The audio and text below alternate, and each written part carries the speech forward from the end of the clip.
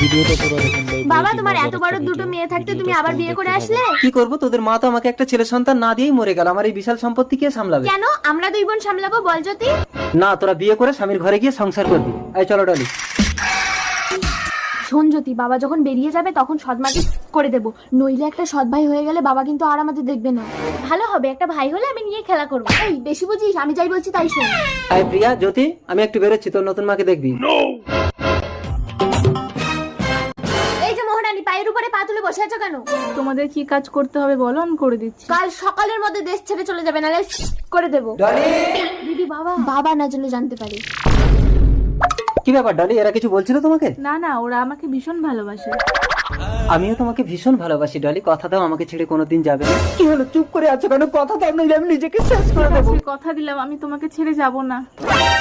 তার মানে আমাকে এক ঢিলে দুটো পাখি মারতে হবে। এই সৎ মাকে খতম